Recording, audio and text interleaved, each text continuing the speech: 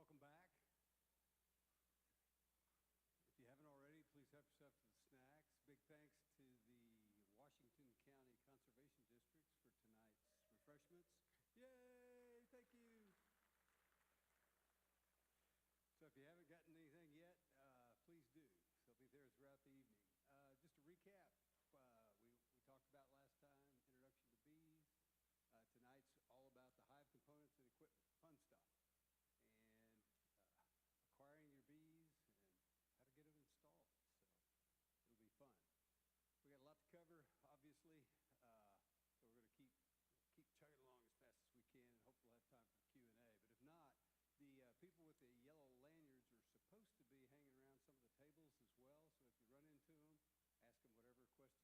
So if you run into them, ask them whatever question you have.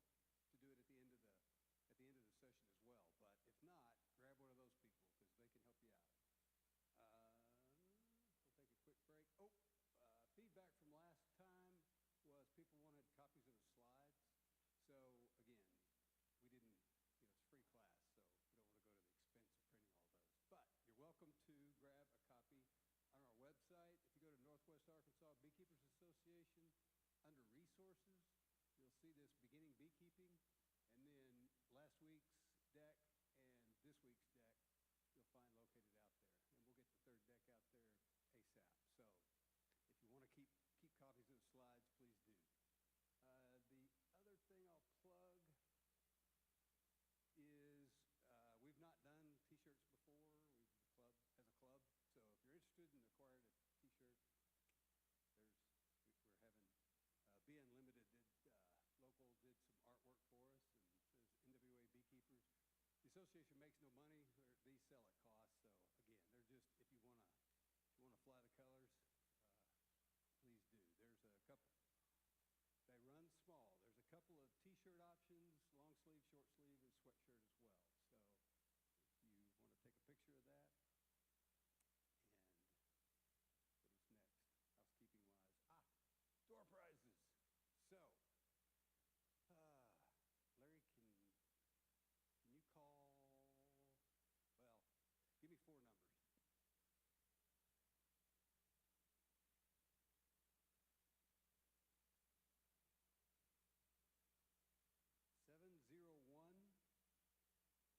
Seven 746 713 and 736. Sorry, I'm just calling the last 3 letter numbers. I should say that. 701 746 713 and 736. What I have here is $10 gift certificates from the Central Beekeeping Supply down in Russellville. You can keep those tickets. Thank you. Well, you can hand those to them too. Sorry. You don't get to take them all. One more right behind you. Thank you. No. Sorry. How about 2, Larry?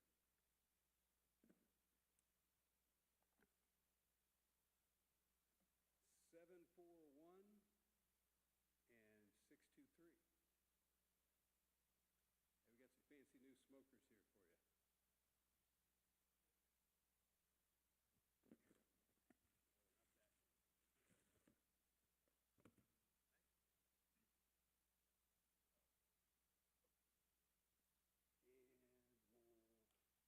one veil. 728. 728. Oh, there you are. There's a nice round veil for you.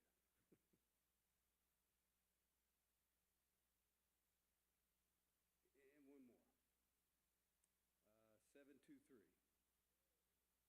All right. How about a hive tool? How about a hive tool? Oh, sure. That's good.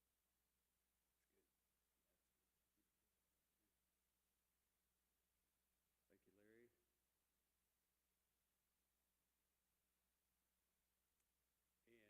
And moving right along. Introduction to beekeeping tools. We'll get to the fun stuff. Tim, you're up.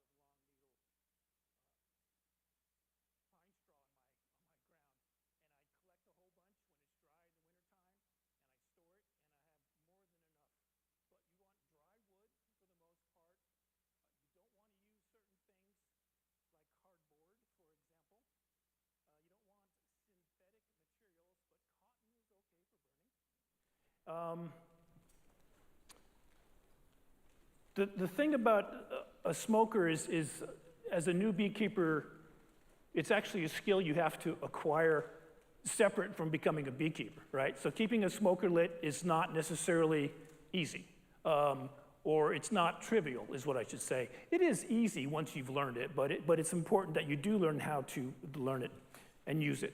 The cage around it keeps you from burning your hand. It also protects you and the smoker from more damage, and it's got a nice hook on it, so you can hang it from the edge of your bee stand or from the side of your bee toolbox.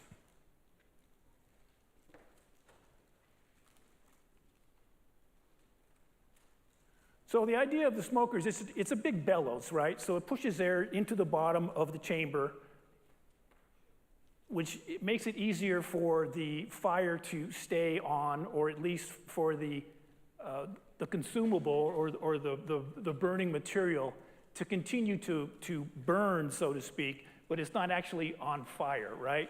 So the first thing you have to do is take a little bit of your material and a lighter and light it, and then drop it in it and work your bellows. It's an acquired capability, and then add a little bit more. You may go out, it may not go out, and you just keep on pumping until you get a nice little fire going, and you add more fuel, pump the bellows some more, add a little more fuel, until you got a really nice trail of smoke coming out.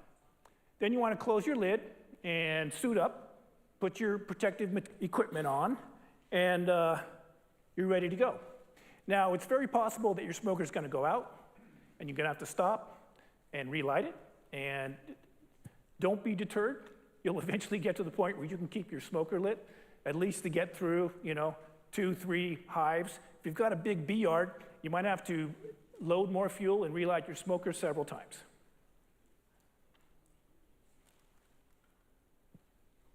The last point there is important too. You don't want to light the smoker and have really hot smoke and then walk up and start working your hives right away.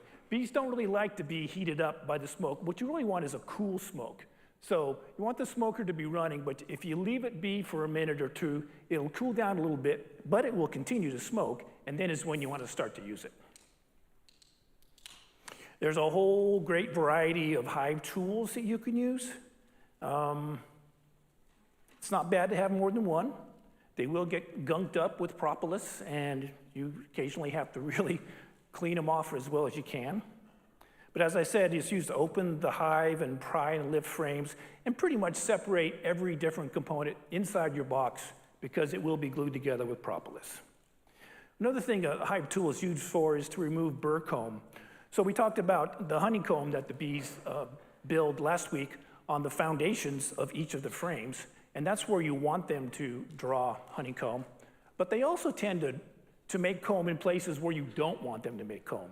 And we call that burr comb, okay? And burr comb can be on the underside of your cover, for example, or it can be on the underside of your inner cover, for example, and it can show up even in places you just don't want it.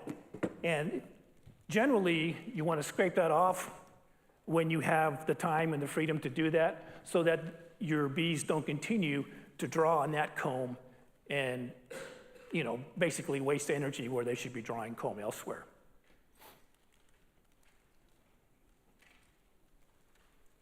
There are a couple optional tools you can use as well. The bee brush is very useful. You generally don't want to blow on your bees in order to see, say, what is on the frame beneath all your worker bees or to look for the queen. It's better to use a brush to gently move them. So a bee brush is useful for that. Also, sometimes you might want to just move some of the bees in your hive out of the way. For example, there's a feeding technique we'll show you later where you put a Ziploc bag on top of your frames full of sugar water. And what you want to do is brush the bees on top of your frames out of the way as you lay that sugar bag down on top of your frames. So it's a very useful tool. Also make frame grabbers, as you see on the upper right there. And that is also a useful tool.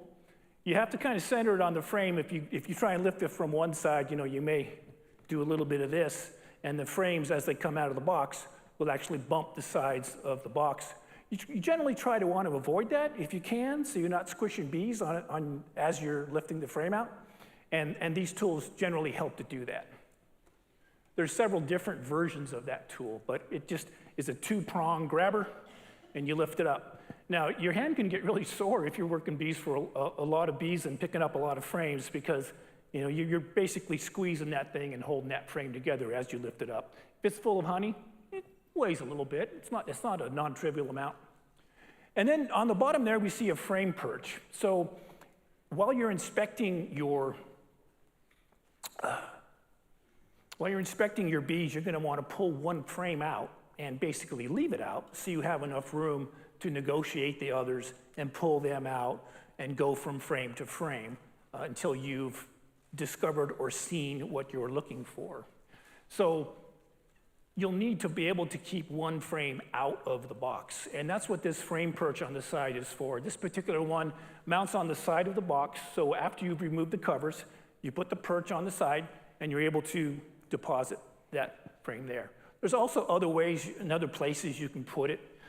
Some people often lift the outer cover and set it down, and then they will take the inner cover, of course, they're using their tool, and then set it 90 degrees to that, right?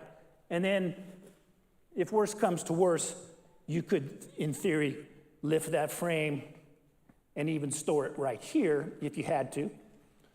And there's other boxes. If you bought a nuke, for example, and we'll talk about this later, you'll have this nuke box in your possession, and if you really wanted to, you could put that extra frame inside the nuke box. Either way, those are useful optional tools that you can employ. Okay, protective gear. We really don't want to get stung. I think there's a consensus. People don't really want to get stung.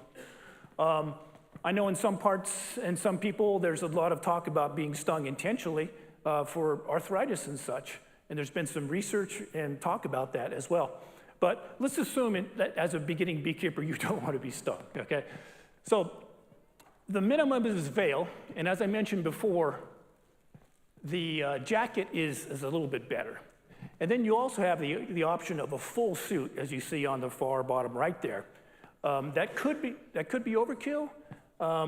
As I also mentioned the heat before, generally if you have a heavy pair of pants and buy a jacket and gloves, you're probably going to be okay. But it's all about your comfort and feeling protected. And if you feel like you need to invest more to feel comfortable and enjoy beekeeping, then I'm all for it. You can do a few other things too, a high pair of boots or even some tape around your pant legs. I have a couple of straps that I put around my ankles, because oftentimes when I'm working my bees, I may have put the frames fairly low. So there's a lot of bees flying around right around knee and shin level, and it could be very easy for them to fly up into your pant leg. And that's not a great feeling when you realize there's a bee inside your pant leg.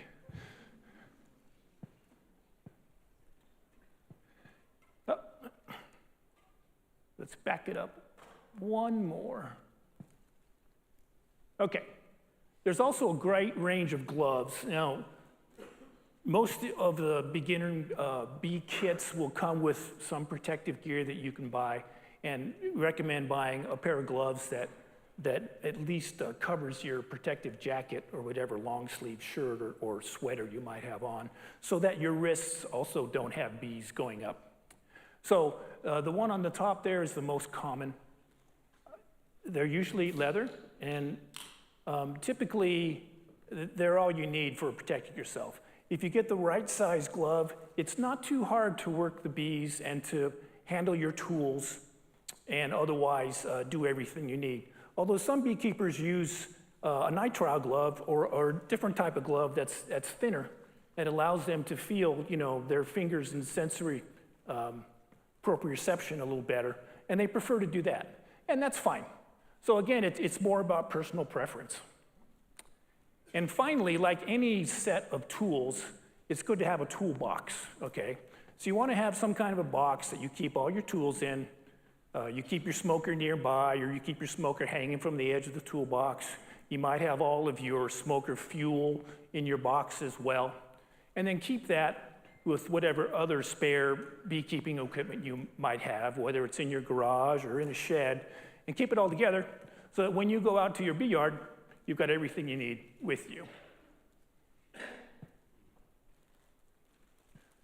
And I think that is the end of my section. So Kenny's going to take from here.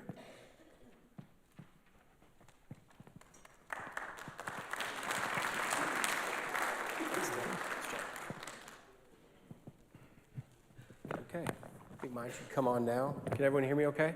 Pretty good? Scale of 1 to 10, at least an 8, right? All right, awesome. So, yeah, Jay says that I get 45 minutes for my 2 sections, which means I get 22 and a half minutes for this section. So I'm gonna go really fast, but I'm gonna try to keep it super simple, and so we can just have some fun, right? So first, I think, I'm Kenny. Nice to meet you all. If you were here last week, we met before. But I wanted to start out with 2 questions. So just first, show of hands, like, where'd you come from? Who lives in Fayetteville? Awesome, so that looks like 50% of the room. Who's in Washington County but outside Fayetteville? Okay, maybe like 25%. Who's outside Washington County? Oh, goodness. If you feel like sharing, who drove the furthest? Anyone from Oklahoma? North Central Arkansas. There we go, 100 plus miles. Okay, sub 100, that's fine, that's great. Okay, so most everyone's within Washington County, that's awesome. I have one more question too, and this is because I got home last week after the talk, and the first thing my dad said, instead of like, hey, how'd you do, Kenny? He said, why do all these people want to get into beekeeping? And I was like, I don't know, Dad, probably same reason we did, because we think bees are cool. And he was like, you didn't ask them? And I was like, no, I didn't ask them. There's a room with 200 people. So, who got into beekeeping because they love honey and they want to produce their own honey? Awesome, awesome, that's like half. What about to pollinate a garden or just to help pollinators in general? Sweet, sweet. And then any other reason, like you just think bees are cool or you want a side hustle? Sweet. All those are great reasons, and they can be all the above too, so that's great. I'm gonna make a quick plug here. I said it last week, but just wanted to throw a slide up. We have Hazel Valley Honey. This is a side hustle. I have a full-time job. My pre-mentioned father is fully retired, and if that was not the case, we would not have the number of hives that we have. But I really mainly want to show this because that was our first 2 nukes in 2019. We got those within 14 days, both of those hives swarmed into those pear trees behind. So we knew absolutely nothing, didn't know what we were doing, and you know, we stuck with it, and it's been a great hobby, and we enjoy it. It's a great sense of fun, and that's my son, Silas, on the right, my daughter, Eliza, 4 and 6. If you're scared of getting stung, I'll tell you, there's no necessarily magic recipe, but with the right bees in the right weather, you can work bees like that, if you want to. If you want to, you don't have to, but if you want to, it's totally doable. So just something cool to keep in mind. Okay, and then last plug, and then we're gonna move on to some topics. We do sell nukes. I've got about 10 nukes left for reservation. And then probably in a higher quantity, we sell what I call starter hive kits. But basically over the last 6 years, we've purchased and built tons of equipment, a lot of which now, 6 years later, we've moved away from. So I have a ton of old equipment.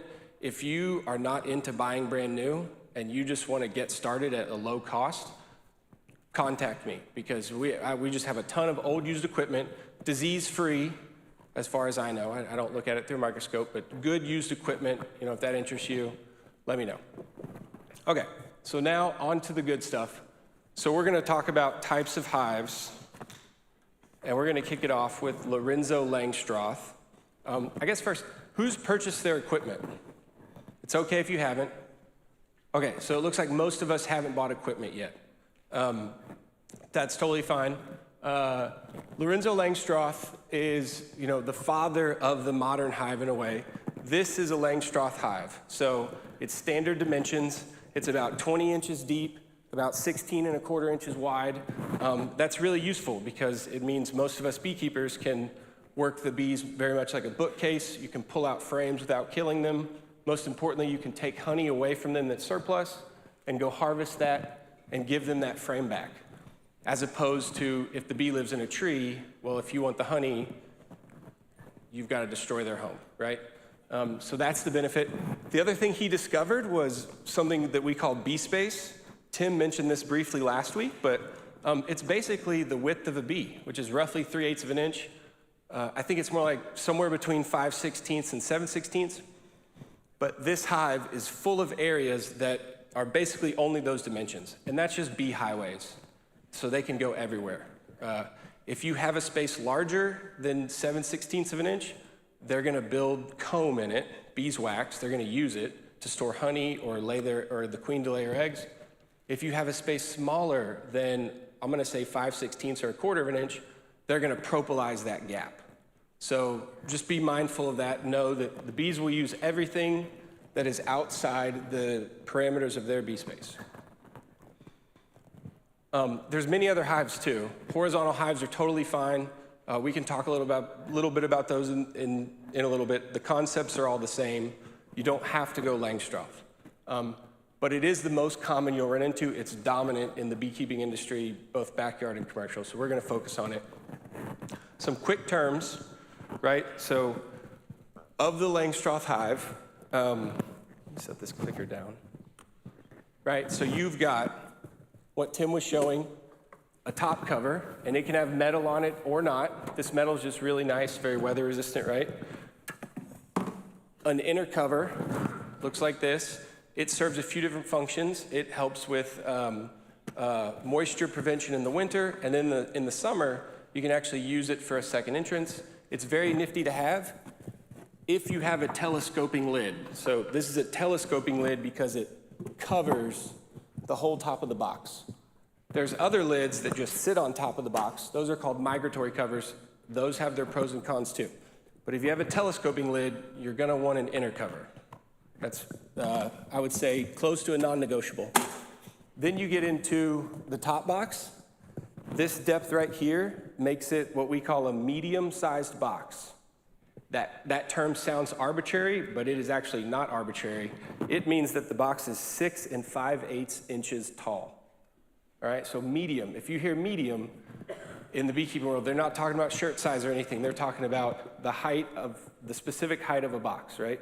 And a lot of people run these as honey supers because when it's full of honey, it's only gonna weigh 50 pounds at most, probably like 30 pounds, as opposed to this dimension is called a deep, right? So the depth here is closer to 10 inches. If this sucker gets full of honey, it's gonna be 70 to 80 pounds. Not necessarily a bad thing if you can lift that. So just something to keep in mind. Mediums are gonna be lighter for your honey supers. Deeps traditionally are used as the brood nest. So that's why you'll see it on the bottom most of the time. Something real quick to keep in mind, there is no perfect orchestration. There's beekeepers that run all mediums. There's beekeepers that run all deeps. There's beekeepers that run both. There's even a third size called shallow, which we don't need to talk about, but there's beekeepers that run deep, medium, and shallow. So you can get home any way you want. There's no universal fit. Just be aware with what you're choosing, right? For probably 90% of our hives, we run what's called a double deep. So 2 of these boxes. And in most instances, that's all for the bees. So in most instances, we want her to rear brood in both the bottom and the top deep box, and we won't take any honey from there. We'll only take honey if we put on a third box and they make honey in it. So that's what we do. You don't have to do that exactly, but that's what we do. All right, so that's kind of some basic anatomy of the Langstroth hive. I didn't see what time I got up here, but 6:05. Feels like it's been 10 minutes or less, right? Hive stand. Again, there's many ways to get home here. You can use cinder blocks. like just cinder blocks, 4 cinder blocks, 2 stacks of 2, and then the Langstroth hive directly on top of that, that's totally fine. Nothing wrong with that. You could build something, this hive stand in the bottom left, made out of wooden 2x6s, much like the joists of a house. That was the first stand I used, built something very, very similar, not that exact layout, but something very similar. And it works great. There's nothing wrong with that. You can go that route. I would say just know how many hives you're gonna have on it. Because if you run, Langstroth hives, and we have a really good honey flow, one hive may end up weighing up to around 200 pounds. That would be a really good year. And so if you're gonna put 2, 3, 4 hives on one stand, just know that it has the capability to hold that weight, right? The basic rules, up off the ground. So in beekeeping, there's a ton of bending over. You will spend a lot of time right here, pulling frames out, checking it, oh, set that down, pull this out, check it, oh, dang, I still didn't find what I'm looking for. I went through the whole box. Shoot, I gotta go down to the bottom. All right, let's take this box off. Now I gotta bend down even further, right? After you do that for a little while, especially if your back isn't in the greatest shape, you're gonna feel it. So there's definitely some utility in having it 18 inches, 20 inches off the ground. Also something worthwhile to think about. Then kind of secondly, dry for sure. So know what the area, Jay's gonna talk about hive placement, so I don't wanna get too into that, but don't put your bees in a bog or anywhere that's gonna hold water. Know that it's gonna be dry. If we get a big rain, water holds some places sometimes, right? But you want it to be accessible and dry for, 95% of the year, preferably 100%, right? One last thing I'll say, it's really nice to kind of, if you can, put your hive on concrete pavers or something that prevents the grass from growing around it, because you don't have to weed eat under your hive stand, but you may get tired of looking at, just all kinds of overgrowth. And sometimes the bees don't like the weed eater string hitting those hive legs. So wear your veil, wear your suit whenever you do that. But it's nice if you can control the weeds and stuff underneath. Also say another thing, first year we started out, we were maybe a couple months in, and we had a real bad problem of ants crawling up the legs of the hive stand. Just a stream of ants straight up into, they were actually going all the way up the hive and under the lid to get into the top box where the bees weren't patrolling very well so they could eat some honey. And it bothered me, it bothered me so much. I had to stop it, These ants think they're gonna get a free lunch? No way. So we went all out. Like, we put ant traps that bees couldn't get in, so the bees couldn't get to the pesticide. We put ant traps in the top, on top of the inner cover. I sprayed vinegar under the hive, which has some other pros and cons. And then eventually we couldn't stop them. And so we busted out. Is anyone familiar with marine grease? It comes in a tub. It is industrial grease, serious stuff. And we coated 360 degrees around the legs, all 4 legs of the hive stand, to create a barrier so the ants couldn't crawl up past the grease barrier. Not worth it. Not worth it. So you're gonna get some ideas that are gonna bother you, but at the end of the day, it probably doesn't bother the bees. That's not universal, but at the end of the day, the bees probably don't care. Now we keep our hives on some landscape timbers, 10 inches off the ground. I see ants every now and then. They're never a problem.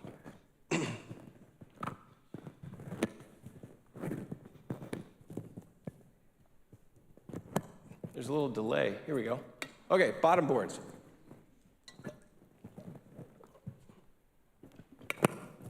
Couple different options. The 2 most common are a screened and a solid.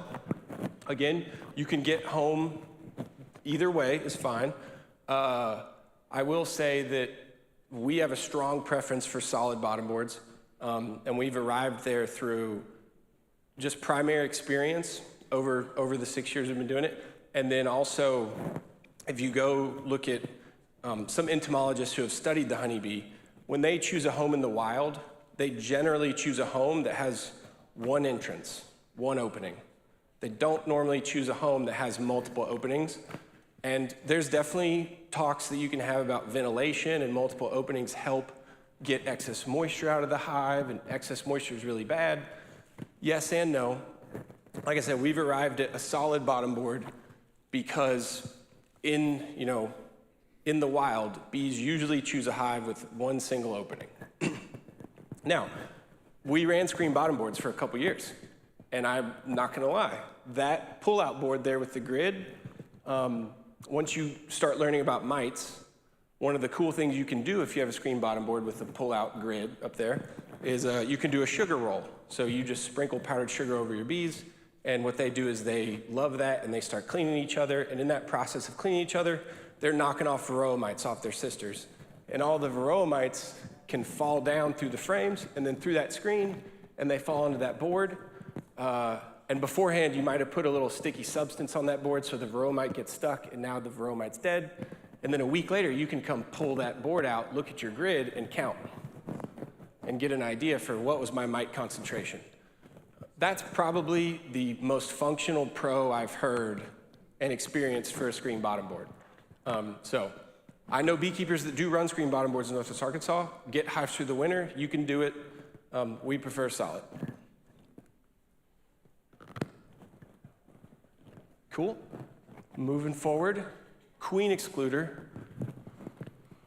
So this is a very nifty piece of equipment. You do not have to have one of these. Very much like a lot of the pieces of equipment we're talking about, it is not mandatory, but it is a very nifty tool. So its basic function, it prevents the queen from going up through it, so she can't lay her eggs in anything above it. So the grid up there is, the holes are just wide enough for a female worker bee to fit through. The queen's too big, she's too fat after she's mated. She can't get through there. So she's confined to everywhere in the house, in the hive, that you have below the queen excluder. So like one thing that you could do very usefully with the queen excluder is, you're managing your hive through spring, you get to April, we really start having flowers open up here. Our nectar flow really starts ramping up very nicely. You'll see it in your bees. They'll start building up. You've given them enough space to prevent swarming. You can then put that queen excluder between two boxes, right? There's some more details to this, but I'm boiling it down pretty simple. You put your queen excluder between two boxes. They will make honey up here for the most part if you set it up right. There's some details that matter, but now she can't get up here, and she can't lay brood in your honey super. I will say, like, a few caveats. You want to make sure you give her enough space down below the excluder so she can do her business. Because if you don't, you're just going to force them to swarm.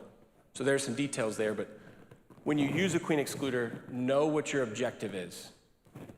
Don't leave it on all year just because you heard about it and you own it, right? It's a tool. Use it with a purpose. There's a few different kinds. I've actually used all three of these. I like the all metal one, but we have tons of plastic ones and they work great too. I will say, the metal ones bend much easier. The plastic can break, but it won't really bend. The metal ones bend, and if it bends just, a 1/16 of an inch in one opening, that now creates a hole big enough for a queen to get through. So if you buy a metal one, take good care of it. Make sure you don't, accidentally get your hive tool in there and pry it open, because if there's one opening she can fit through and she's got no space to lay in the bottom, she's gonna find that opening. She's relentless. So be careful with that. Skipped one. Little delay. We don't need to go back. It was about an inner cover. Like I said, if you have a telescoping lid, you should have an inner cover. This is I'm gonna say a mandatory piece of equipment if you have a telescoping lid, and there's other uses for it too. Like I mentioned, like you can create a second opening during a honey flow. There's a little notch right there on the front, and you can actually just, crack it open, especially if you have a queen excluder here. If a worker has to go, she's out, she's foraging, she's loaded with nectar, she comes home, she's got to go in the bottom entrance, and she's got to squeeze her plump butt and thorax through that queen excluder. She can only do that so many times. The queen excluders can wear on the workers, especially during a honey flow. So if you give them a top entrance, that's the express lane, straight into the honey super to deposit her nectar. Little useful function of the inner cover. Frames, moving fast.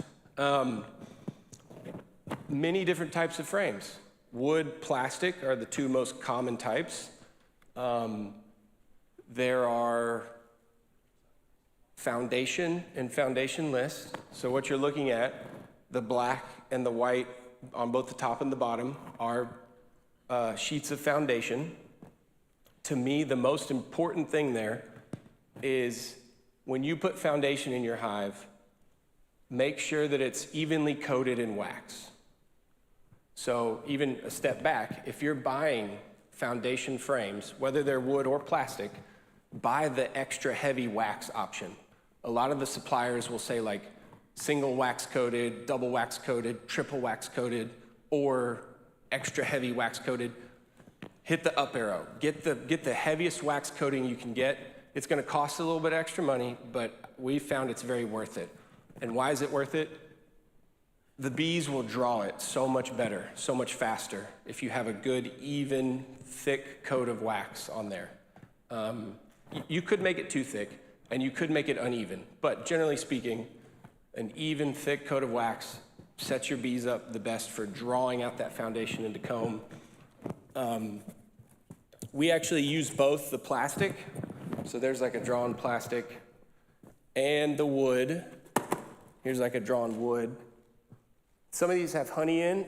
If you guys want to come feel them kind of after the talk, you can get the feel of a weight of a honey frame. But generally speaking, wood will last a little bit longer. Plastic has a little bit shorter lifespan, although there are some good plastic ones out there. As long as it's coated with wax pretty well, I don't think the bees care. I don't think they have a preference. The only other note to me on frames is you could go foundationless. Nothing wrong with that. We started foundationless.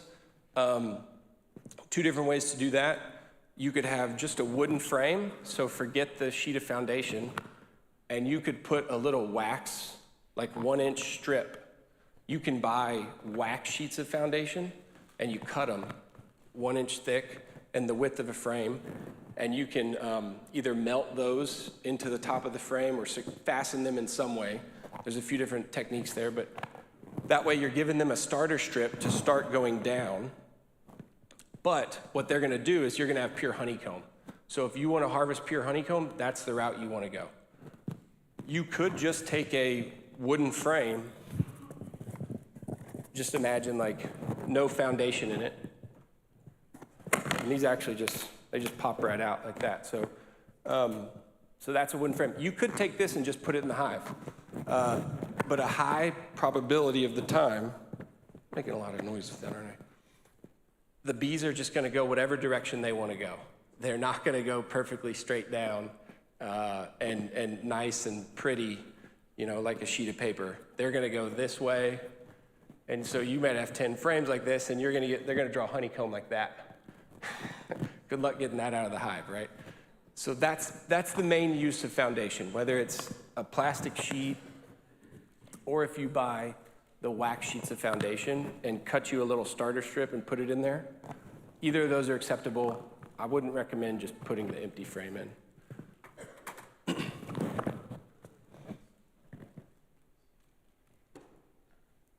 Aha, there's the inner cover slide.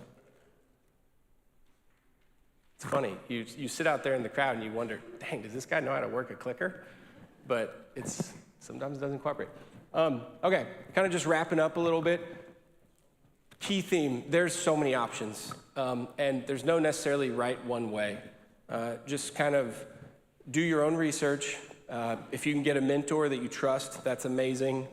And pick your equipment and have it set up with the key considerations, and just kind of go from there. At the end of the day, the bees just want a cavity that keeps them dry, that they can insulate, and that they can then fill with honey. That's really all the bees want. So you really can't go wrong with the many different configurations.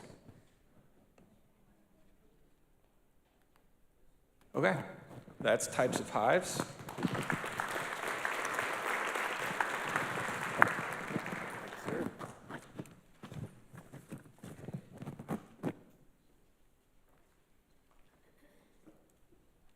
Give him just, there we go. Kenny talked about a couple different things. What we try to instill in the beginning beekeeping class is a way. We want to teach you a way.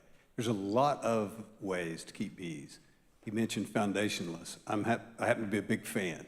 I love foundationless beekeeping. Probably wouldn't recommend it first day of your shoot. I know that's what I did first day of the shoot and wouldn't recommend it. I'd recommend the foundation, get going, and then convert to foundationless over time.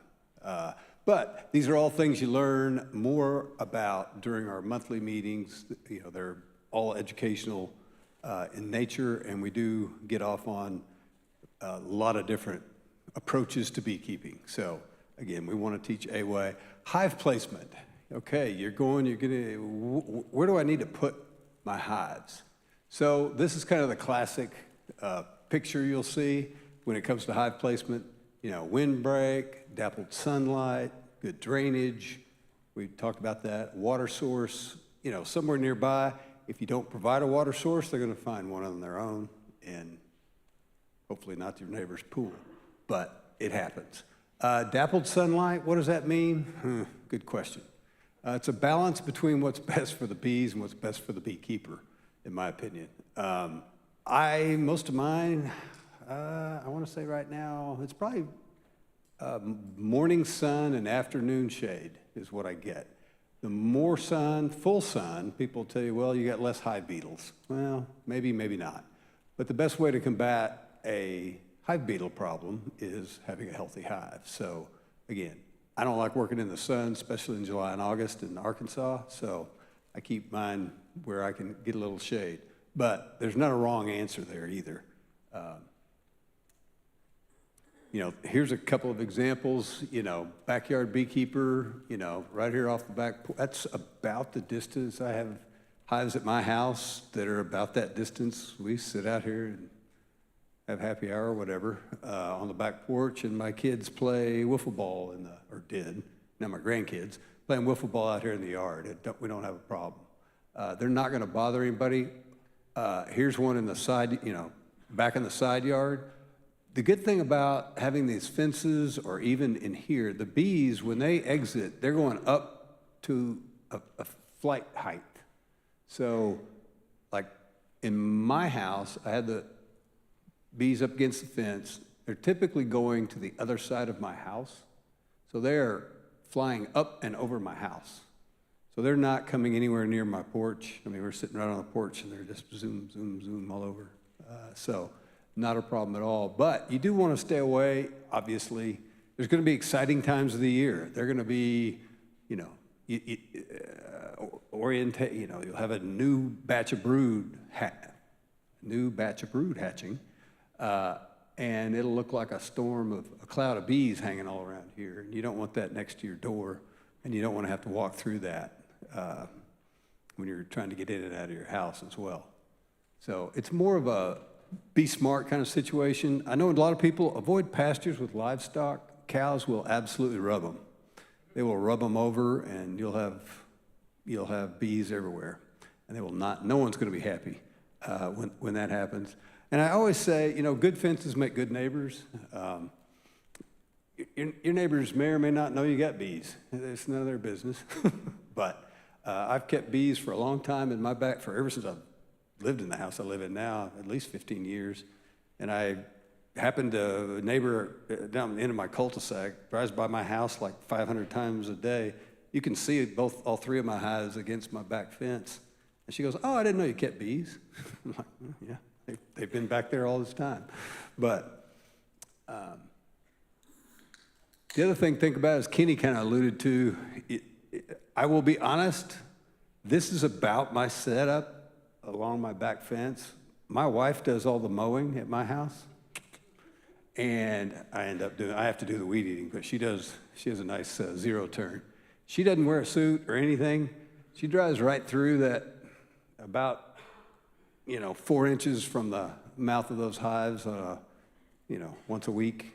I think she's probably been stung like 3 times, and most of the time it's been her fault. At least that's what I tell her, because I told her, just don't stop in front of the hive. Just keep going. You'll go through a little cloud of bees. They're trying to get out of your way. They don't want anything to do with you.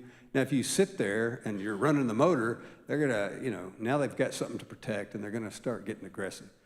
What can happen in the time she's been stung is a bee will be on its way to its hive and run into her hair and gets tangled up in there, and then there's a problem. Or into a shirt or something, a loose sleeve. I weed eat around my hives also. I don't normally wear a jacket in this strip. But again, keep moving. Don't stop. Oh, wait a minute, I missed a spot. Nah. Don't loiter in front of the hives. They will take exception to it. But be safe. It's up to you. There's been times of the year out at another field where I've been out mowing, and yeah, I've worn my suit because I know what's going on. They're not happy. Consider something like this. Back to, you avoid a lot of yard maintenance, and back to the weed eating issue. If you've got some sort of pad to put your hives on, somewhere you don't have to weed around a lot. But again, not a big problem. Nope. That was it on hive placement. But I've had a number of people ask me about how many hives can I have, and each city has a little different rules. For the most part in Northwest Arkansas, there are no particular problems. The number of hives you can have I think per quarter acre is like 4 hives, so shouldn't get into trouble. Do check your POAs. POAs? Yeah, Property Owners Association's rules, because some have prohibitions on livestock, and then do they consider hives livestock? You never know. Some define bees as livestock, others do not. So again, I'm not aware of any. I haven't as a club. Do you guys?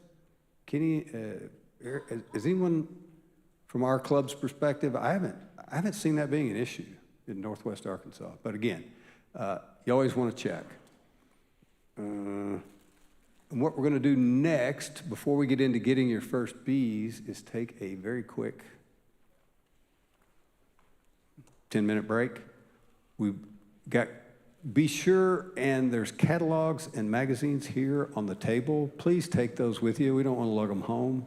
And if you want to come up here and take a look at some of these frames that Kenny was talking about, help yourself.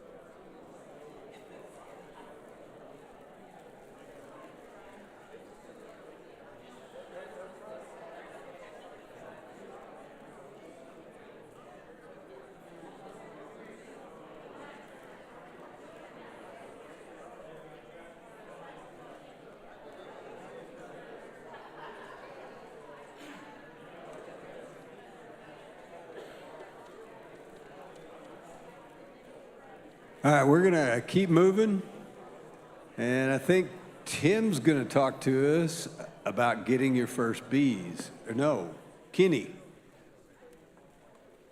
Are you doing, are you up? You're up. Acquiring bees.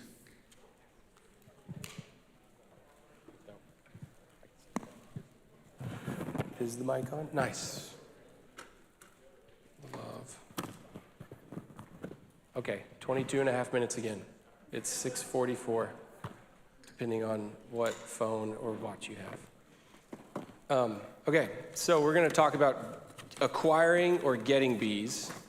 And I'm gonna try to go in order from, I don't wanna say from best to worst, but from most reliable to least reliable, or highest probability of success to lowest probability of success. So many different ways. Most beginner beekeepers buy bees to get into it. And the two most common forms that you can purchase bees are package bees and nucleus hives. Who here has put a deposit down or knows where they're gonna get their bees? They've got that figured out. Show of hands. Nice, okay. It's okay if you haven't, but sometime it's just gonna get increasingly harder to find them. So like us, I think we've got about 10 nukes left, something like that, to reserve. There are large outfits. You can have package bees shipped. Bemis Bee Company in Little Rock. I don't know why I'm pointing that way. To me, that feels like that's southeast, not southeast. That way. Bemis Bee Company. We've bought some bees from them before. I think they're pretty good, although they're under new ownership. I can't speak to the new ownership. There's Caleb Sees Bees. He sells nukes locally. I definitely am biased towards local bees if you can find them. By the time we get to April, it's probably going to be really hard to find bees. Not impossible, but probably really hard. So if you're serious, it's good to move now. And we're going to go over each one of these types, and we'll then talk about the most unreliable way to acquire your bees, which is catching a swarm, although I think it's still probably the coolest way. And then some transportation. And then Tim's gonna take us home with how to install those bees. So first, the most reliable form, a nuke. When you buy a nuke, it's gonna come in a box like this. There's a few different types of boxes. This is the Jester Easy nuke box. The other colorful one that was on the previous slide is a Pro nuke. There's not really a massive difference. That shouldn't be a buying criteria for you. But what are you getting in a nuke? The best analogy I've come up with to give over the years is this is a puppy dog. You're buying a puppy dog. So if you buy it from a reputable breeder that has some background, maybe can show you that they had their shots, the things you're looking for, and like they took care of the puppies and got them to 8 weeks in a healthy manner before you bought them, you've got a young bee colony that can then, under the right husbandry, be taken and grown up into a big full hive, right?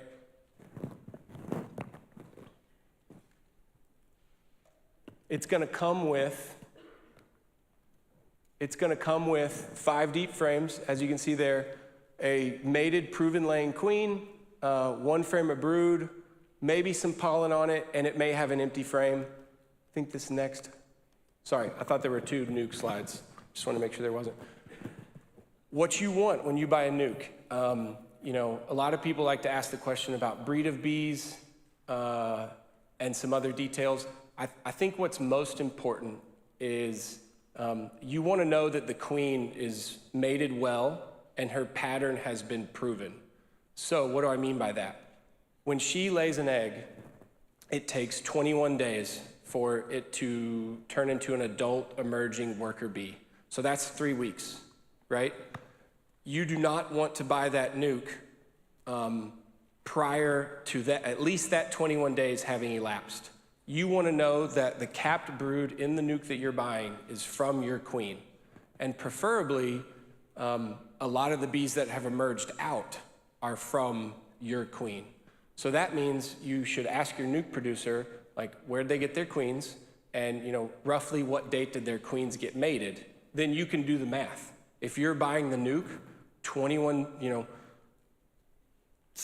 within 3 weeks of that estimated queen mating date, that's not her brood in the box. Most of that brood's probably not hers, or at least most of the workers that have emerged are not hers. So that's kind of a key question. Preferably if you can buy one that the queen was mated 4 weeks ago, that way, she's had a whole week of her bees emerging. You can really look at her brood pattern and see that it looks good, because that's one of the key ways you evaluate a queen. I think we're going to talk about that next week.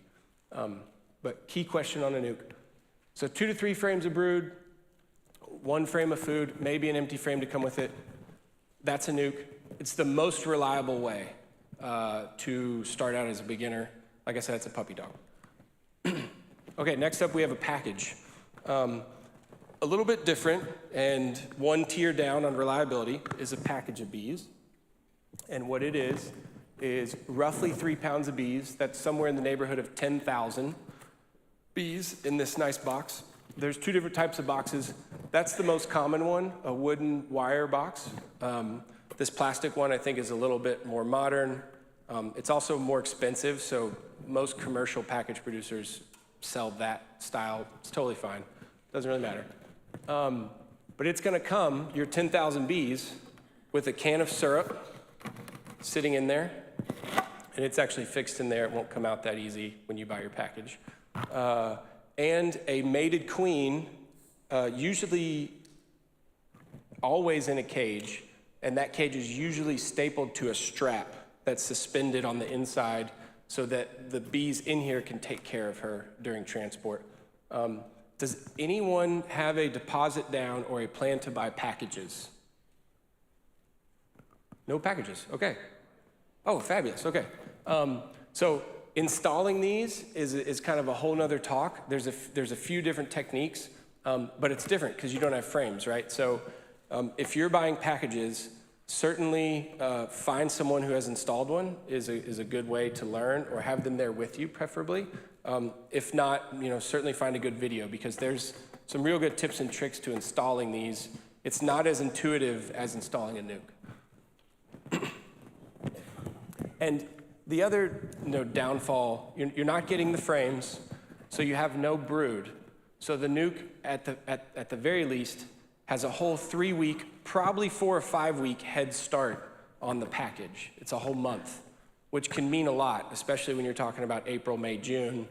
By the time we get to July here, it's tough to get bees to draw foundation. So that 4-week head start also puts the nuke, kind of in the more reliable category versus a package. The last thing I'll say in comparison, the queen that's in the package doesn't necessarily know those bees. And actually, in all likelihood, she did not come from the same hive as those bees in the package. It's not a deal breaker. You can still get upwards of 90% success when installing a package. But the queen in the nuke, these are her girls. If you bought a good nuke, they're already family. They've already accepted her. In the package, that's not the case.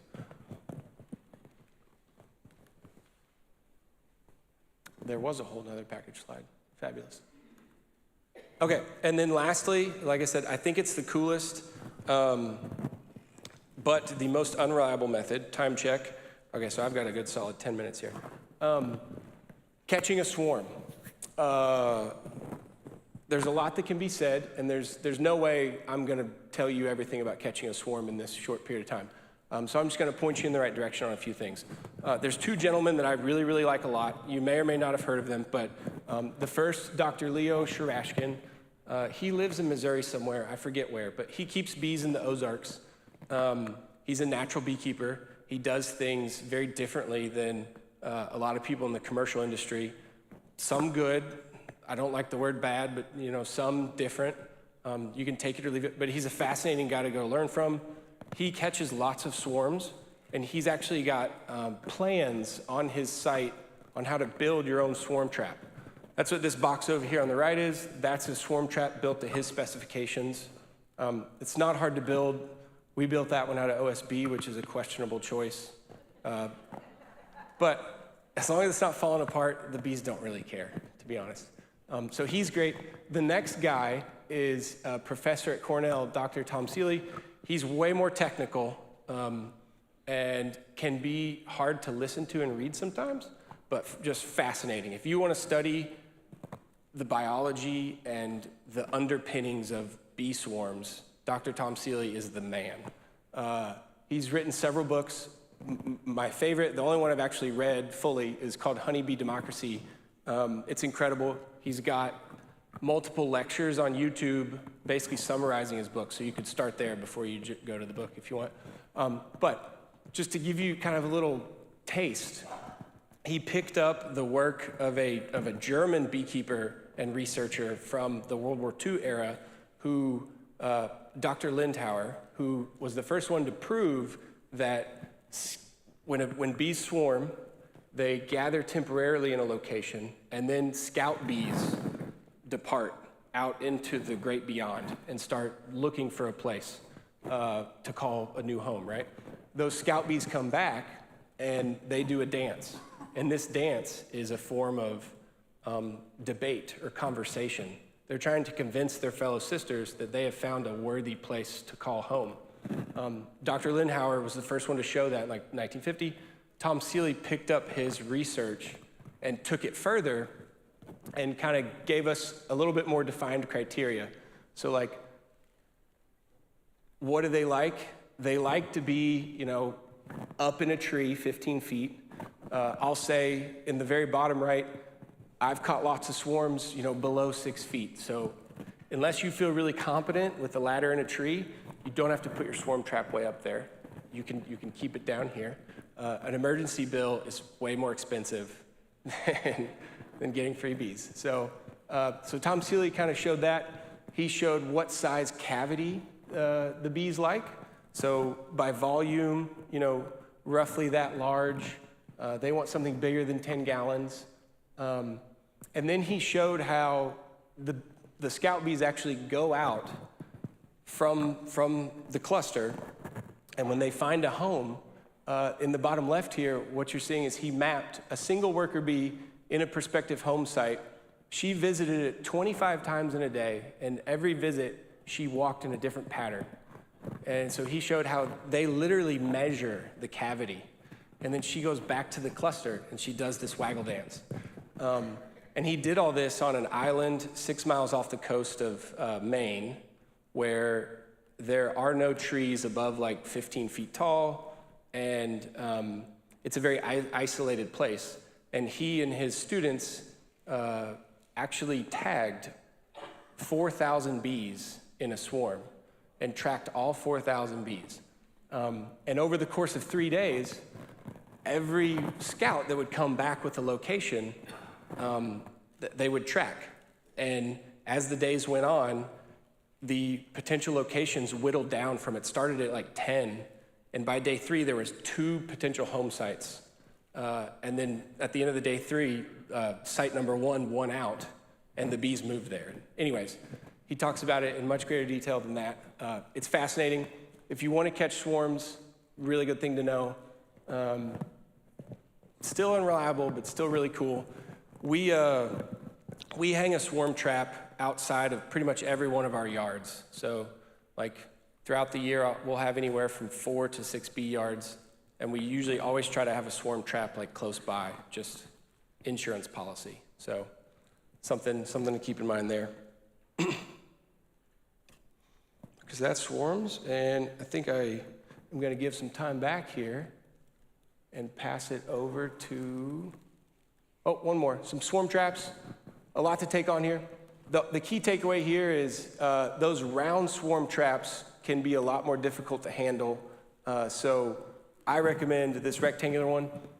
And the last thing before I pass it over to Tim, lures. There is a brand called Swarm Commander. It's lemongrass oil plus, I think, queen pheromone. If you really want to catch a swarm, highly recommend. I think you can get it on Amazon. It comes with instructions on how to use it, but you put it in the box on a Q-tip typically. It's just going to increase your probability. And then as we pass it over to Tim, what I'll leave you with is if you reserve a nuke, if you reserve a package on nuke pickup day, on package pickup day, be there. Be there to get your bees, get them home, and get them in their permanent home as soon as you can, because they don't want to live in that temporary box any longer than they have to. Cool. Thank you all. Perfect. All right, thank you. It's like very delayed. Yep, okay. So one caveat, when you get a package bees, it actually comes through the mail. And also, if you buy a queen, it'll come through the mail. So the U.S. mail handles livestock. So there's a spot down southeast of town where the post office warehouse is, and I went there to pick up a queen, and they've got little chicks, they've got little ducklings, they've got all kinds of livestock there. So you can ship bees through the U.S. mail, which is kind of cool. All right, once you get your bees, you want to put them in their permanent home. And you want to do it as soon as possible, okay? If you can't, well, there's a few things you can do. One thing you want to do is position them in a place where they're going to be home permanently. And in the case of a nuke, you set it where your bottom board is, or right on top of your bottom board, and then you actually open up the door, which is going to be on one end, and you actually allow them to fly in and out. And they'll start to orient right away.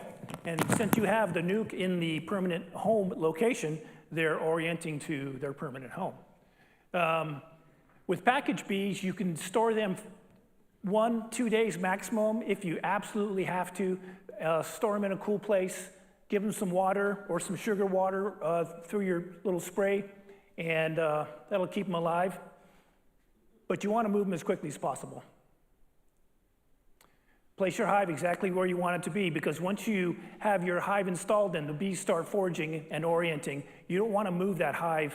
The rule of thumb is you can't move it more than 3 feet without them losing their orientation, and the foragers won't be able to find their way back down. So you want to put it in your permanent location, or at least your semi-permanent location. You might change it the next year over the winter if you really have to, but you kind of want to think through your placement. And I have a caveat on that, on the placement in your yard.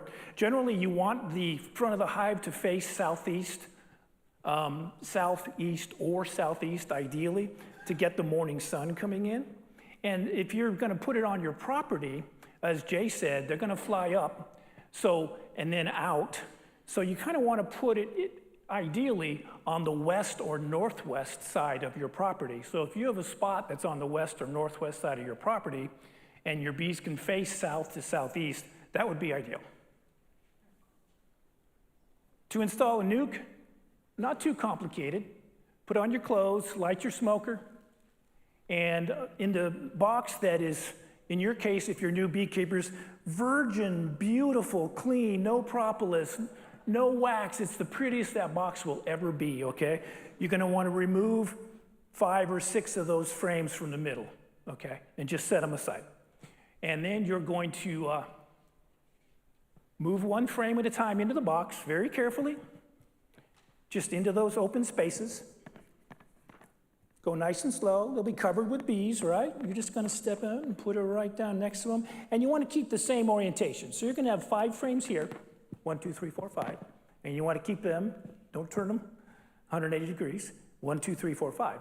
And set them in the middle of your box. Then put your last frame in.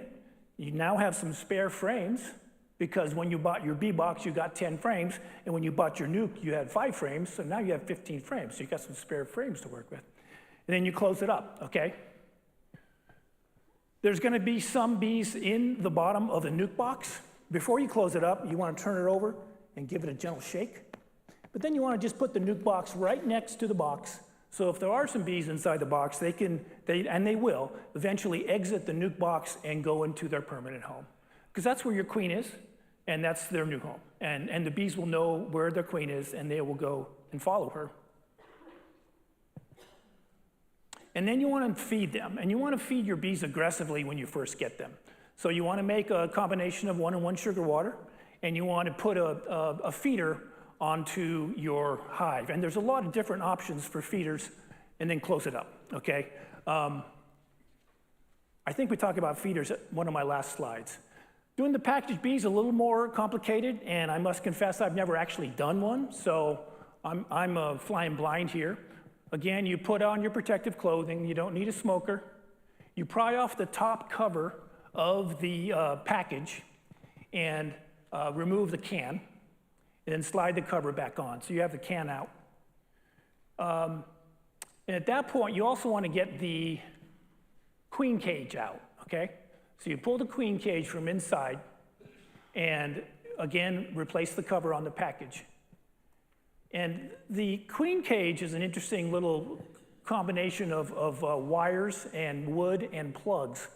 There's a cork on the end, on both ends actually, there's 2 holes on the ends, and then there's gonna be some candy, which is a sugar solid that's inside the queen cage to feed her. What you wanna do is remove the one cork that is adjacent to the sugar plug, all right?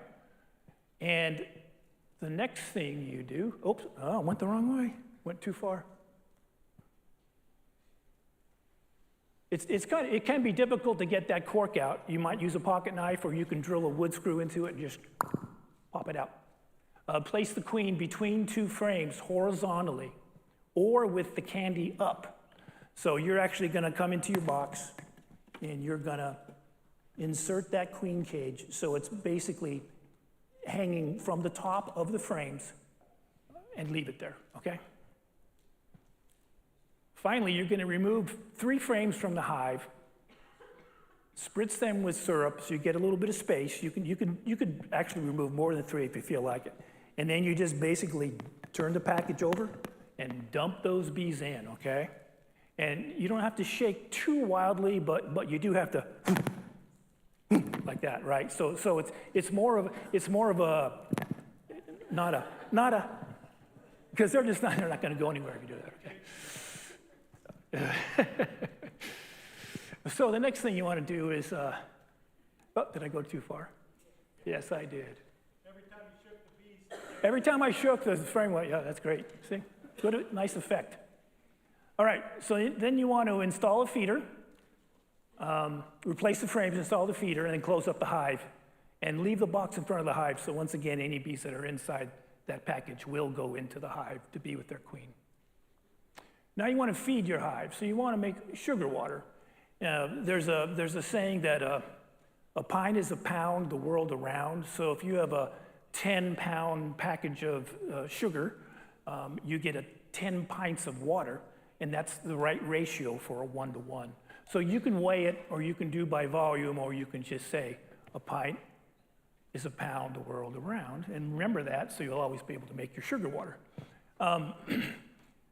There's many different entrance feeders, and I don't know if we're gonna get too deep into it, but this is a very typical entrance feeder here at the bottom. Is this my pointer? Yeah. So this is an entrance feeder that slides into the, between the bottom board and the first box of the hive. And it has a cover with a lot of little holes in it, and you turn it over, and the bees are on the inside, and they come and they feed. There's even feeders that replace a single frame. So you've got an empty frame in there, you can take that empty frame out and take one of these feeders, and it's the same size as one frame, and it's full of sugar water, and they can feed off of that. You can even get an empty box if you have one and put a large feeder on top of your frames. One of the ways I've used, which is kind of a low-cost way to do it, is to fill up your a Ziploc bag, not fill it up, but put about half full Ziploc bag of sugar solution, and then you actually set it on top of the frames and take a sharp blade and do a slice that's, say, 6 inches diagonal on that bag. None of the sugar water is gonna fall out, and the bees can feed on it. The only issue there is that you need some kind of a spacer between the top of the hive and the inner cover to allow that honey to be there. There's also candies that you can buy or make that's a high concentration of sugar that's not liquid, it's actually solid. That's another way to feed your bees. But you want to feed your bees aggressively when you first get them because they've got a lot of work to do. they've got to draw a lot of comb, and they've got to collect a lot of nectar and pollen in a relatively short period of time. So the first year is challenging because it's challenging for that colony to actually establish themselves well enough that they can get through their first winter. And feed until they've drawn out all the comb, or they stop taking the sugar water, or you know there's a lot of nectar flowing. I mean, you get to late April, there's going to be a lot of nectar flowing, and they're not going to need your sugar water. Also, if you do place a super on top, you want to stop feeding, because you want your honey to be made out of nectar and not out of sugar water. Equal parts sugar and water, cane sugar, hot water from the faucet, usually enough, but you could heat the water on the stove potentially and stir it. Don't want to boil, you don't need to boil the water. You can just get it to the point where the water dissolves and then you can stop. You can refrigerate your unused syrup. And lastly, leave them be. So that queen's going to take up residence. If it's a nuke box, she's going to continue to lay her eggs in the 5 frames that came with it. If it's a package bees, the bees have to get to work and they have to really start drawing comb so that queen can start to lay. She's going to have combs to lay those that new brood in, and they're going to have to get busy drawing comb. So you kind of leave them alone for a while. With a package, you want to make sure that the queen actually eats through that sugar plug and is actually joined her colony. And the reason why it takes a while for that sugar plug to be eaten through from both ends is because you want those bees to become compatible with the queen and vice versa, so that the worker bees don't kill the queen when they see each other for the first time. So that's why the queen has to be separated, because if like Kenny was saying, those package bees may not already be matched to that queen that's in that package, and they could potentially kill her as soon as they see them. But over the course of 2 or 3 days, while that sugar plug is being eaten, her pheromones begin to, thaw the cold between them, and they became good friends. And by the time that sugar plug is out, then they are a colony. You can sit there and watch the bees if you'd like, but you really want to wait for, other than making sure that queen's out of the package, and if it is out of the queen cage, then take the queen cage out. You're going to want to wait until there's some good opportunity for her to start laying. At a certain point, you're going to want to inspect, and you're going to want to see a few things. You don't have to see the queen. You may not be able to see eggs because they're relatively hard to see, but you do want to see larvae, and typically larvae that's 3 to 4 days old, say that's 6 days after she's been laid, you can see a little white C-shaped thing at the bottom of the comb in the brood chamber. And then you know that your queen is not only mated, you know that she's laying, you know your colony is queen right, and you can go from there. And I think that's all I have.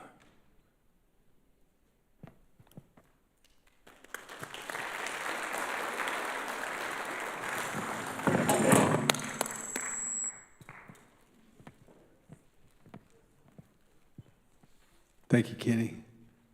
I hope you learned there's not a right way and a wrong way. I know at this point, usually in the session, people are a little overwhelmed, maybe a little bit confused. Which do I do? What do I do? Which direction do I go? We're trying to show you, and the only thing we're showing you are tried and true methods that work. You can't go wrong, per se. If you stick with kind of some of the ways we've talked about here, package bees are fine, nukes are fine. If you're adventurous and you want to try your hand at catching swarms, go for it. Don't ask a beekeeper where he caught his last swarm, because he's not going to tell you. They're worse than fishermen. Not going to tell you where my spot is, which may be down the street from my house, because when my bees swarm, they go somewhere. So if I don't catch my own, then somebody else might be catching mine. So. We talk about that a lot in our club, talking about the monthly meetings. Again, how to build a trap. There are commercial traps available as well, and we do that all the time. Next week, We will talk a little bit about management and winter bees. So we'll hopefully kind of pull some of this together over the last 2 nights. First night, bee biology, getting to know the bees. Second night, a little protective gear, some equipment options. Third night, a little bit of management techniques. And what do you need to do? What are you looking for? How do you keep them alive that first year? Because that's always the question. And as I said, night 1, you're going to lose bees. It happens. I'm sorry. Especially on brand new equipment. That's, you know, I started out, I was all packages, and my first few years I had no comb. So you're putting a package of bees into brand new box with brand new frames and not a lot to encourage them to stay there. There are some techniques, you know, a lot of people take their spritzer and they spray a little sugar water on all those frames that are empty. They don't have anything else on them. So you keep them busy for a little while. They'll build comb fast as long as you're feeding or as long as there's a good nectar flow. Oh, and that's a good point on the nectar flow. The bees will choose nectar over sugar water. So in other words, they stop taking your feeder, it's probably because they found other sources. Because the diversity of nectar, again, that's all their carbohydrates that they're getting is all the nectar. And that diversity of nectar, just like you know, you can't live on one food forever. You need a diversity of food options available to you. Same thing with pollen. So anyway, that's what we're doing. Bear with us. Any questions? I know we got questions. If you have a box and it swarms and it leaves and you have a swarm trap on your property and they go there, what's the chance of reintroducing them back into that same hive when you stay? Oh, it's very good. I mean, you treat that like a nuke. Basically, you know, your swarm trap, hopefully you've got some frames, deep frames in there. You're just going to go install them back in that same piece of, well, assuming that it is empty. Now, if there's another, if half the hive's still there, it's literally just a swarm, then yeah, you need to get a second box, a second hive, and install that swarm like you would a purchased nuke, like Kenny just talked about. Make sense? Don't put them back in that box that they came out of, because you don't know what's in there. There's probably a virgin queen in there. If you put the baby queen back in there, the virgin wins 10 times out of 10. So, Yeah, second hive. now you got 2 hives. Yes, sir. When should we put out our box to catch our swarms? March, April. Oh, sorry, when to put out swarm traps? When should you start putting them out? You can put them out as early as March. I think late March, April, May-ish is kind of our prime time here in Northwest Arkansas. I know some guys will catch them, you can catch them all year long, all summer long. A lot of people don't want the late swarms for different reasons, because there's usually a reason they swarm that had nothing to do with you know, the instinct is to swarm. They want to reproduce. So when you don't give them enough, if they get packed in that box, they filled up the honey soup, all the frames you've given them, they packed in the brood chambers, they've got all, you know, they're running out of room, it's time to go. You know, once there's plenty of stores in the attic and lots of babies in the comb, queens, the instinct is to go find, you know, reproduce, go find another place to live. So that's what they do.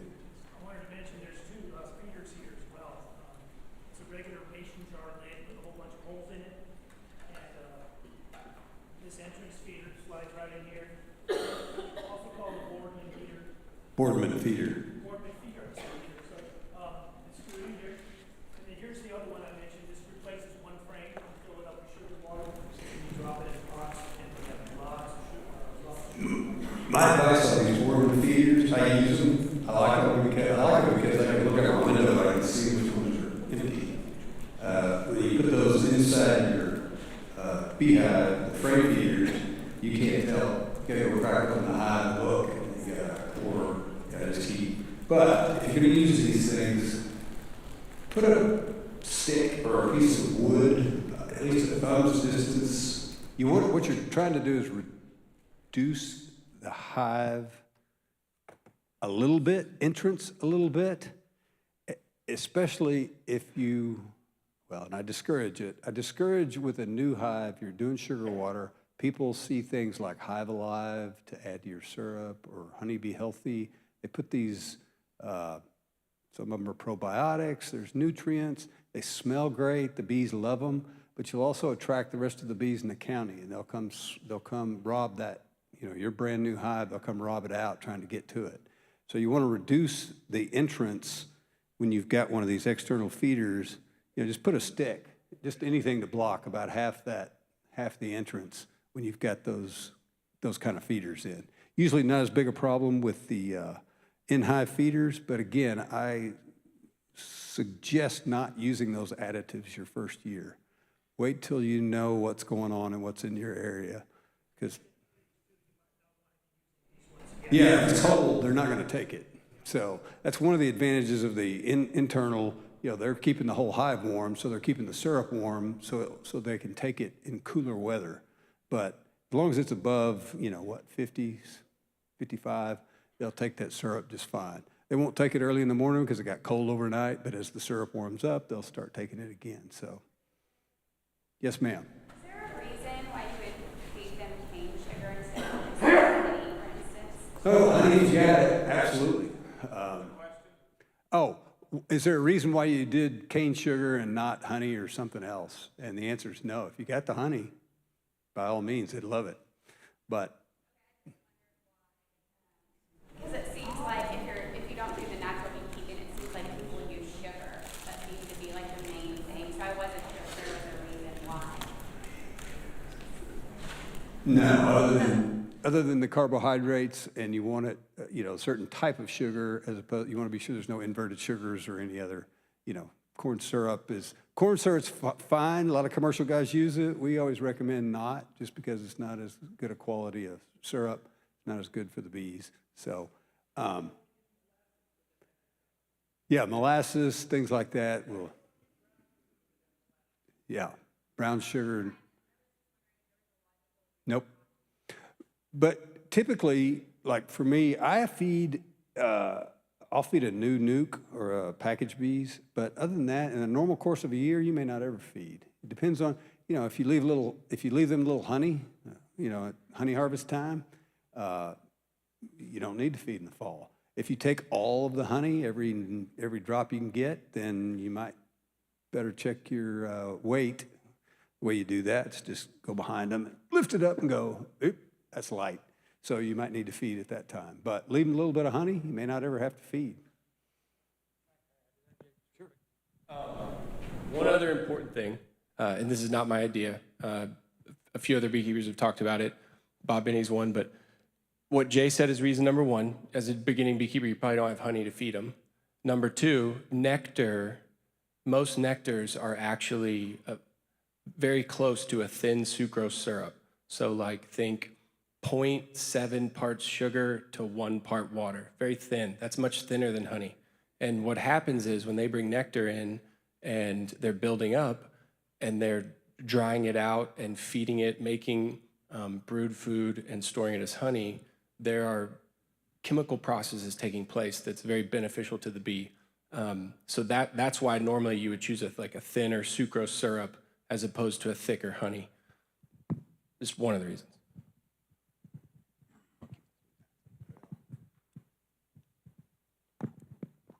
What are the questions? Yes, ma'am. How far apart should you place your hives? It doesn't matter. As close as you. The bees don't mind.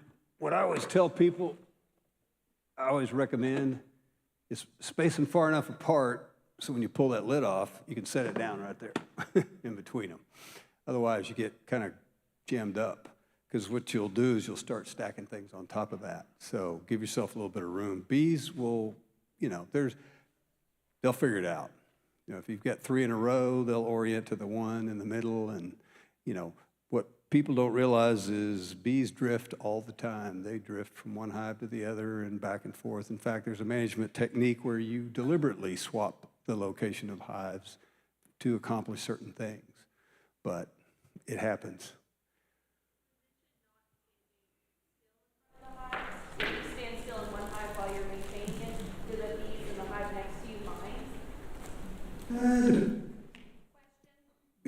do the bees mind if you're standing in, I always recommend working a hive from behind the hive, so you're not interfering with, because there's going to be foragers and bees coming and going all the time. So if you're standing right in the front of the hive, you're going to have, bees hitting the back of your head and all over your jacket. And best to stay out of their way. So again, back to hive placement, place it such that you can work it from the back. It's always best. Not always possible, and if it's not, try to do it from the side. So you may put these two hives real close together so you can work this way and that way. See what I'm saying? You just want to avoid the front. Excuse me. Yes, sir. Yes, ma'am. How far will a swarm travel to find a hive? How far will a swarm travel? Ooh, good question. The first thing a swarm does is, well, it's what everybody thinks of when they see a swarm. They see them hanging out. That's a bivouac. The queen left the hive. She went as far as she could go. Queens don't fly very well, especially mated queens. They've put her on a little bit of a diet right before they swarmed.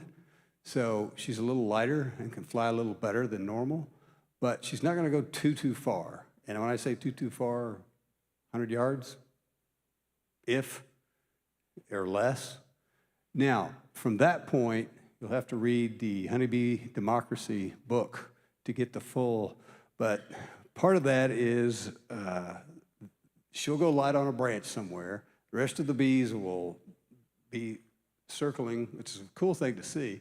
They're all up in the air and like a big tornado trying to find her, smelling where she went. When they find her, they'll all go protect her and form what we think of as a swarm. It's hanging off a branch on a fence somewhere else. At that point, you've got scout bees that are out looking for a permanent home, and they'll go as far as they need to go. And back to democracy, different bees will find different suitable locations and come back and tell the rest of them. And once they get enough of the right votes, the queen and everybody else takes off for that new location. So how far will they go? I don't know that I have a good answer for that. I've seen them go miles, but once they leave my yard,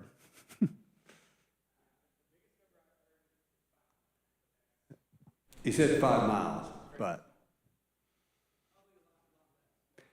but the reason you want to, the worst case scenario is they go to your neighbor's, the eve of your neighbor's house. So kind of keep that.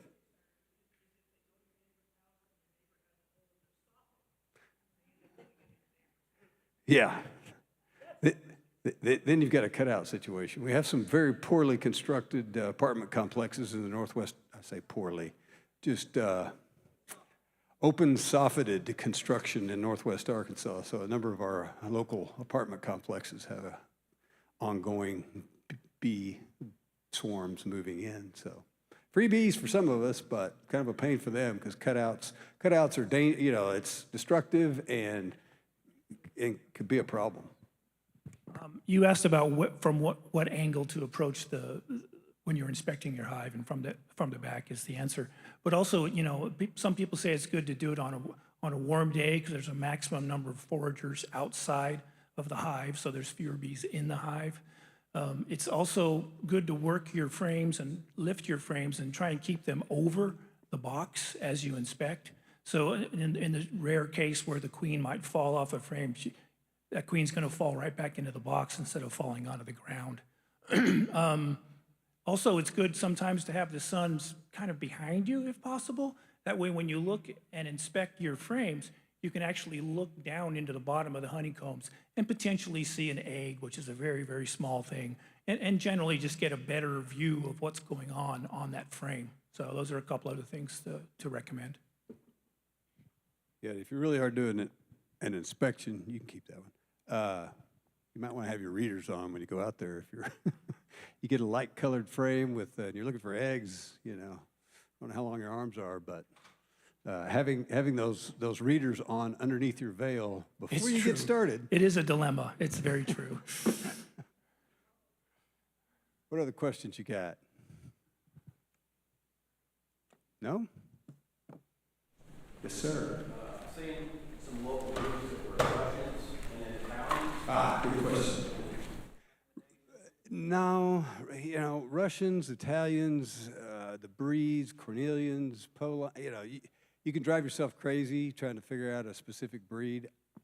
I've had a little bit of everything. At the end of the day, they're all going to end up mutts because they're open breeding. You know, I wouldn't pay extra for a very specific breed. You're going to go buy that breed, let's say, Russians, and you got a nice Russian queen in there. And then a month later, they superseded her, and the new queen they raised went and mated with whatever's out in the yard. So, yeah, that investment you made in Russians is now you got a mutt. Oh yeah, you know, pure. I think it's hard to get a pure Russian bee. Is in theory a little bit more aggressive, typical Russians, but you know. The Italians are very chill and laid back and a little easier to get along with.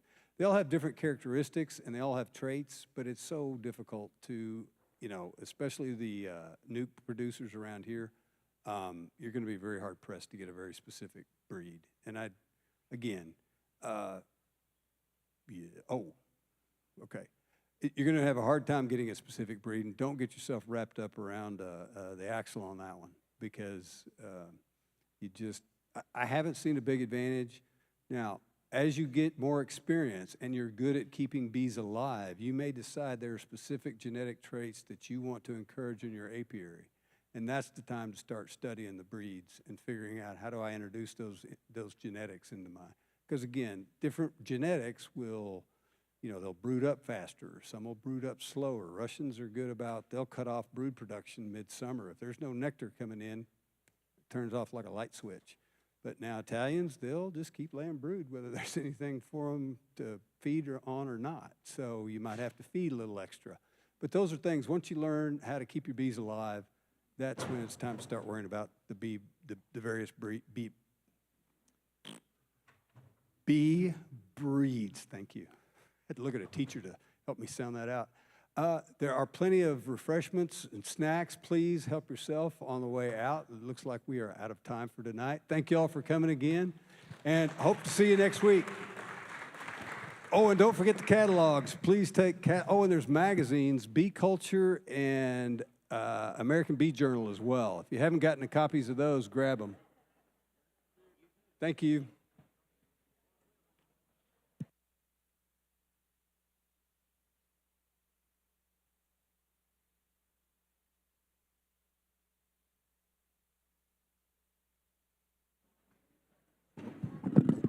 And don't forget, we do ask for the surveys again. Sorry, I meant to mention those. Very helpful for both us and the library.